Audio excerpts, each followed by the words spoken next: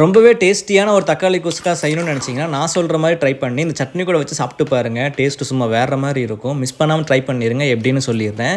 நான் இது செய்கிறதுக்கு ஒரு மிக்சர் ஜாரில் சின்ன வெங்காயம், பூண்டு, இஞ்சி, சோம்பு சேர்த்து நல்லா அரைச்சி வச்சுட்டேன்.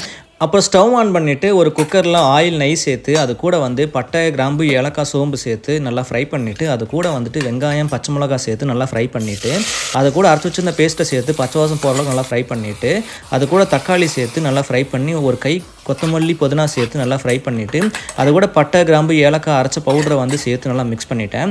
இது கூட காரத்துக்கு மிளகாய்த்தூள், மல்லித்தூள், கரம் மசாலா, பிரியாணி மசாலா சேர்த்து நல்லா மிக்ஸ் பண்ணிவிட்டு இது கூட 3 கிளாஸ் அளவுக்கு தண்ணி சேர்த்து உப்பு தேவையான அளவு சேர்த்துட்டு மசாலா நல்லா கொதிச்சதும் ஒரு 1.5 கிளாஸ் அளவுக்கு ரைஸ் சேர்த்து லெமன் ஜூஸ் மேலே போட்டுட்டேன். அப்புறம் மசாலா நல்லா கொதிச்சதும் குக்கரை மூடிட்டு 4 விசில் விட்டுட்டேன். அதுக்கப்புறம் சட்னிக்கு ஒரு கை அளவுக்கு புதினா, மல்லி, சொரவன தேங்காய், புளி, பச்சை மிளகாய், உப்பு சேர்த்து நல்லா அரைச்சி இந்த குஸ்கா கூட வச்சு சாப்பிட்டு பார்த்தீங்கன்னா டேஸ்ட்டு சும்மா வெறித்தனமாக இருக்கும். ட்ரை பண்ணி பாருங்கள்.